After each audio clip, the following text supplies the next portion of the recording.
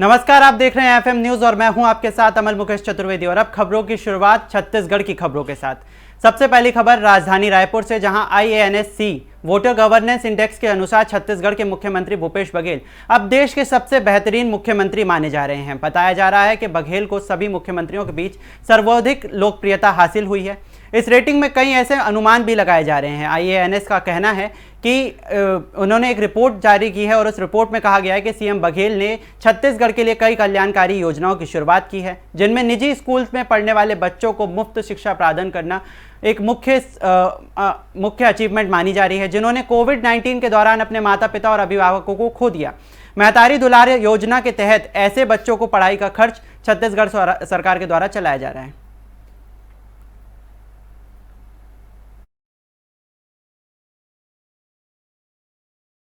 वहीं रायपुर के माड़पाल स्कूल में मुख्यमंत्री भूपेश बघेल अपने 2 दिवसीय दौरे पर पहुंचे। इस दौरान सीएम ने विकासखंड माड़पाल के स्कूल में 68 लाख रुपए की लागत से कराए जा रहे कार्यों का जीर्णोद्धार किया। साथ ही 31 लाख रुपए की लागत से निर्मित अतिरिक्त कक्षा का लोकार्पण किया। आपको बता दें कि शासकीय स्कूल के बच्चे अपने स्कूल की प्रयोगशाला में 3D प्रिंटर का उपयोग कर सके, यही छत्तीसगढ़ के मुख्यमंत्री का मुख्य उद्देश्य है। ड्रोन का मॉडल तैयार इस मामले में किया जा रहा है। साथ ही साथ रसायन विज्ञान की प्रयोगशाला के में फिटकरी बनाने जैसे कई उपयोग को किए जाने की योजना बनाई जा रही है।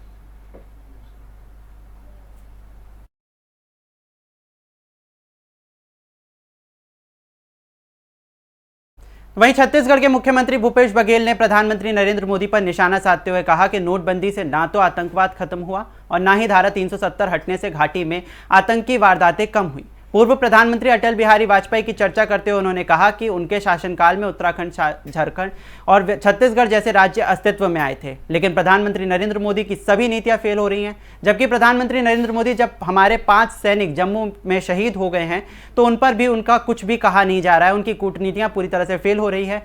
तो इस संबंध में उन्होंने इस तरह से निशाना साधा है और कहा है कि पाकिस्तान के साथ मैच खिलवाने के लिए भारत सरकार पूरी तरह से कवायद करती हुई दिखाई दे रही है।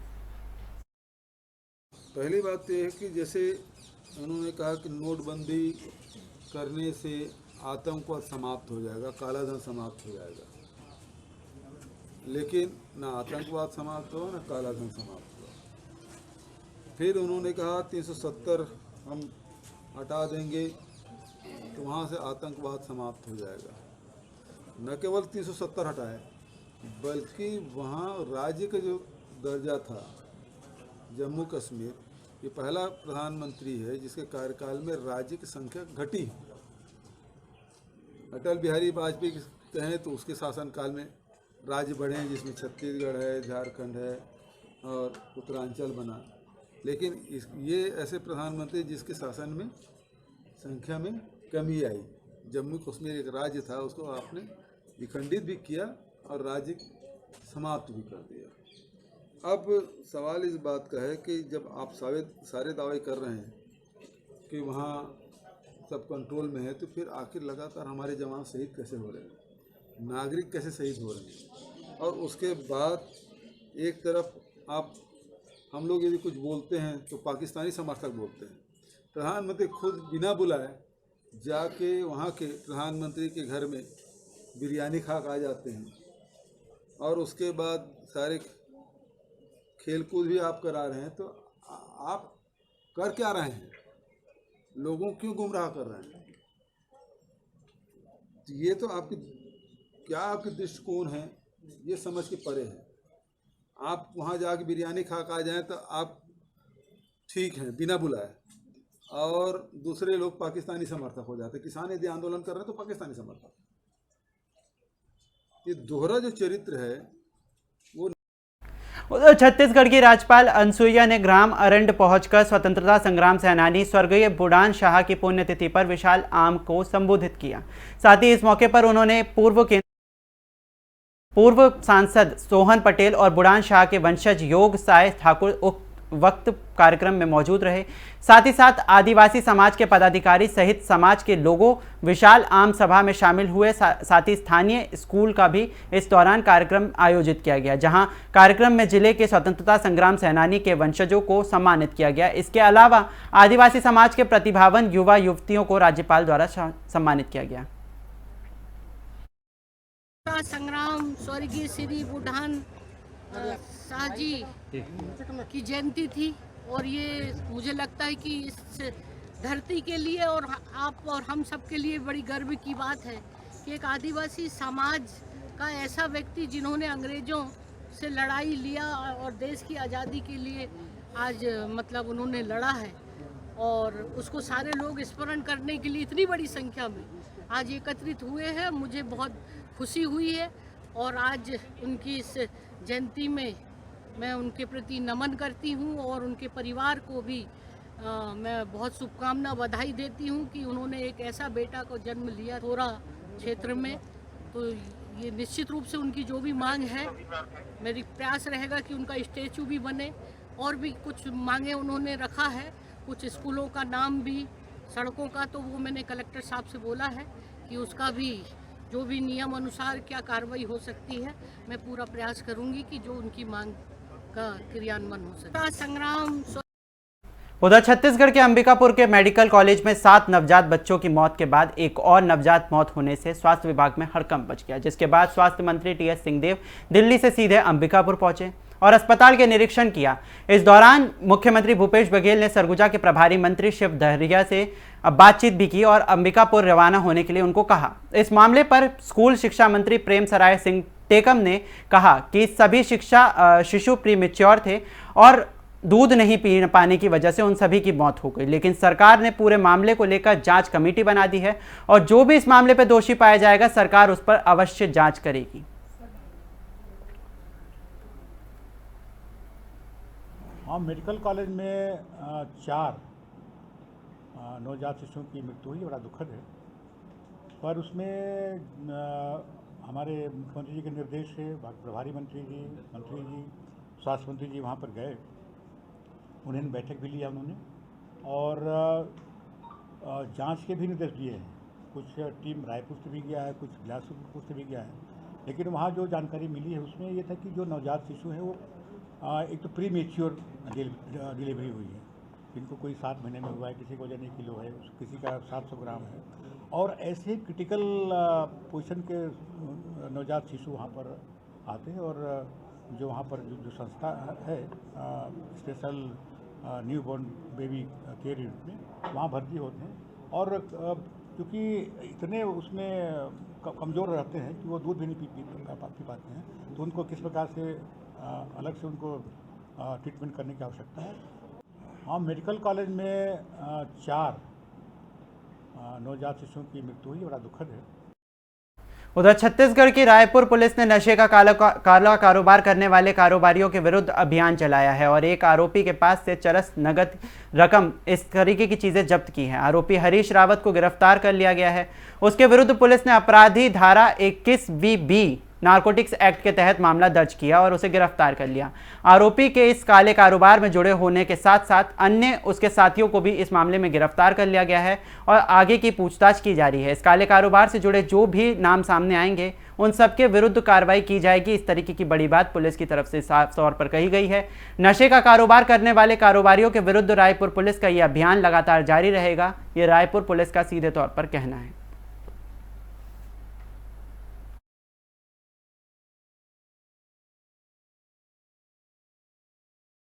छत्तीसगढ़ में धर्मांतरण का मुद्दा बनकर बीजेपी के लिए एक मौका बनकर सामने आया है, जहां 2023 के विधानसभा चुनावों को लेकर रणनीति तय की जा रही है। 2023 के विधानसभा चुनावों में बीजेपी अपनी वापसी के लिए इसको एक मुद्दा बना रही है और धर्मांतरण को लेकर बीजेपी और कांग्रेस के बीच में कई बार बयानबाजी का दौर भी देखने को मिलता है। तो वहीं राज्यपाल अनुसुईया उइके ने अब एक बार फिर से इस मामले के ऊपर अपनी तीखी टिप्पणी दी है। उन्होंने कहा है कि आदिवासियों के धर्मांतरण के मामले पर उन्होंने बयानबाजी देते हुए कहा है कि धर्मांतरण के लिए कानून बनाए हुए हैं और अगर कोई भी व्यक्ति इस कानून को तोड़ता है तो उसके खिलाफ उचित कार्रवाई की जाएगी। लेकिन फिलहाल बस्तर में किसी भी तरीके की कार्रवाई धर्मांतरण के विरुद्ध नहीं की गई है, लेकिन उनकी तरफ से सीधे तौर पर यह चीज़ कही जा रही है कि बस्तर में कोई भी धर्मांतरण का मामला नहीं दिखाई दे रहा है। तो अपने आप में कानून बना है और वो धर्मांतरण का कोई भी व्यक्ति, किसी को जबरन धर्मांतरण नहीं किया जाता है, ये कानूनन अपराध है।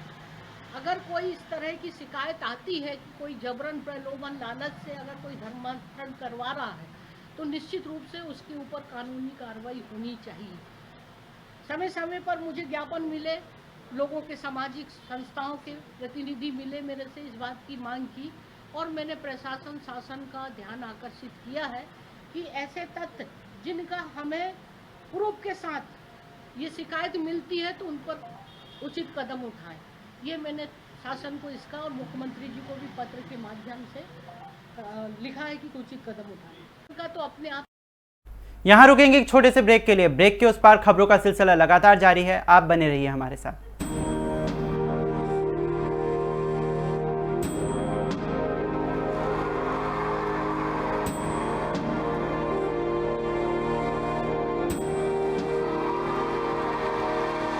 अब बच्चा बच्चा देशभक्ति पढ़ेगा, अब बच्चा बच्चा देशभक्त बनेगा।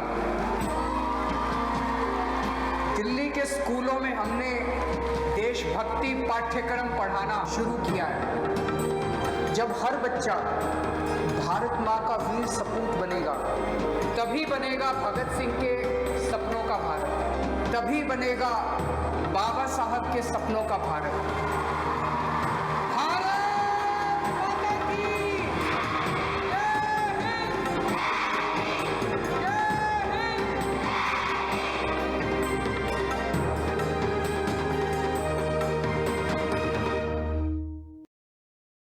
और ब्रेक के बाद एक बार फिर से आप सभी का स्वागत है। अब खबरों में आगे बढ़ेंगे, बात जांजगीर चांपा की करेंगे, जहां जांजगीर में आबकारी विभाग शराब की अवैध बिक्री करने वालों के खिलाफ धरपकड़ अभियान चला रहा है। इसी दौरान उन्होंने अभियान चलाया और पुलिस ने इस दौरान कई ऐसे अभियानों को चलाया है। साथ ही साथ पुलिस ने गुप्त सूचना के आधार पर धरपकड़ करना शुरू कर दिया है। अवैध शराब की 40 पेटियों को इस दौरान बरामद किया गया है और साथ ही साथ पुलिस ऐसे आरोपियों की तलाश और तफ्तीश में जुट चुकी है जो कि इस अवैध शराब के कारोबार में जुटे हुए हैं। साथ ही साथ पुलिस ने कई ऐसे आरोपियों को, नामजद आरोपियों को गिरफ्तार भी किया है।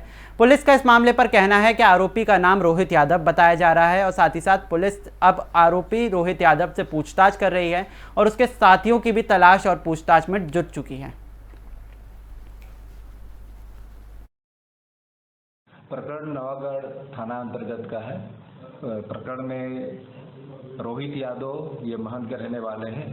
इनके द्वारा अवैध शराब परिवहन करते हुए इनको राछा भाटा चौक में पकड़ा गया और इनके कब्जे में से 40 पाव देशी प्लेन बिना वैध दस्तावेज के पाया गया, जिसके विरुद्ध 34(2) के आबकारी अधिनियम के तहत अपराध पंजीबद्ध किया गया है। और इस प्रकार से जो भी अवैध शराब या भंडारण या परिवहन कर रहे हैं उनके विरुद्ध भी आगामी समय पर इसमें कार्रवाई की जाएगी। प्रकरण नवागढ़ थाना।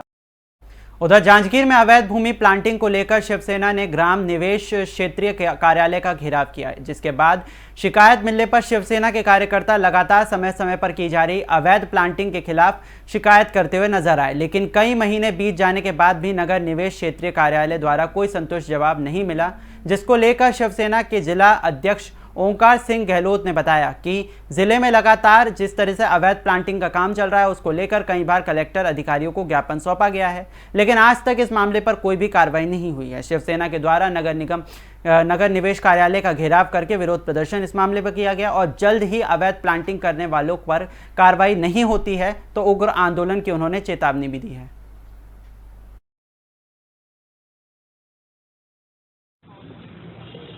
लगातार हम लोग जिले के पूरे जांजगीर चांपा जिले में जो भी नगरीय निकाय है, नगर पालिका क्षेत्र है, जहाँ कतरा बोल लीजिए, शक्ति बोल लीजिए, जांजगीर बोल लीजिए, चांपा बोल लीजिए, शहर के भीतर जो अवैध प्लाटिंग हो रही कृषि भूमि में तो हो ही रही है।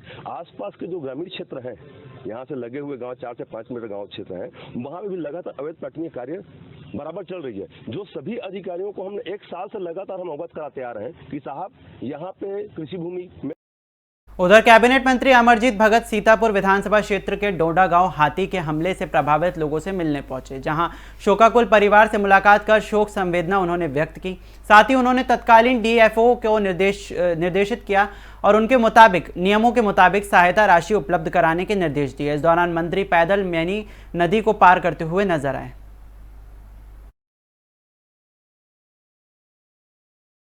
और छत्तीसगढ़ के मुख्यमंत्री भूपेश बघेल की ओर से एक और छत्तीसगढ़ के विधायक द्वय संगीता सिन्हा और ममता चंद्राकर ने अरुणाचल प्रदेश के शिक्षा और संस्कृति शिक्षा मंत्री तथा तेबर से मुलाकात कर उन्हें राज्य के आयोजित होने वाले राष्ट्रीय आदिवासी नृत्य महोत्सव में शामिल होने का न्योता दिया।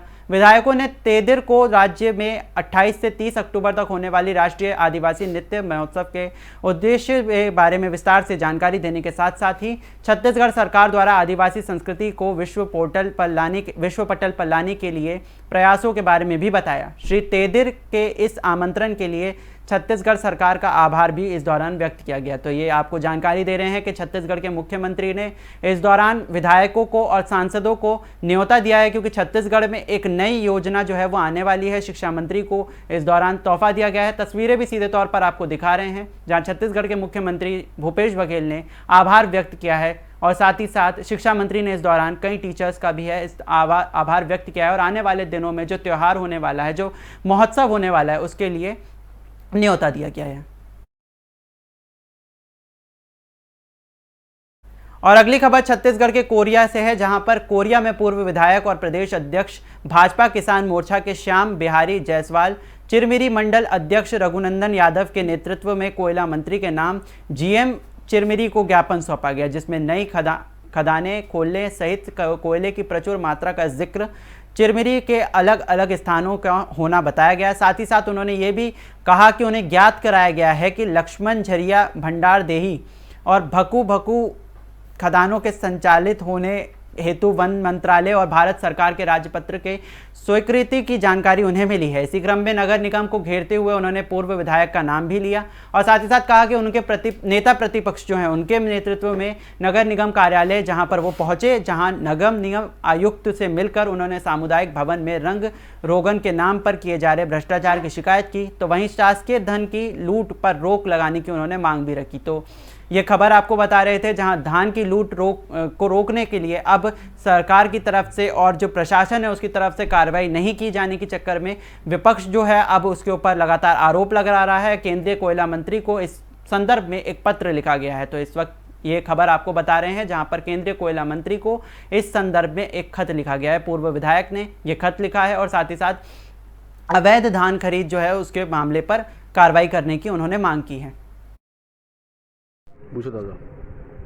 आज एससीसीएल चिरमिरी के मुख्यालय में आकर भारतीय जनता पार्टी के प्रतिनिधि मंडल के द्वारा चिरमिरी क्षेत्र में जिस प्रकार से निरंतर कोयला उत्खनन कार्य कम हो रहा है, यहाँ काम में लगे जो मेन पावर है, श्रम शक्ति है, वो कम हो रहा है, लोग पलायन कर रहे हैं, अल्टरनेट रोजगार की कोई व्यवस्थाएं नहीं है। तो फिलहाल के लिए मेरे साथ इस बुलेटिन में बस इतना ही। देश और दुनिया की तमाम बड़ी खबरों के लिए आप देखते रहिए FM न्यूज़। नमस्कार।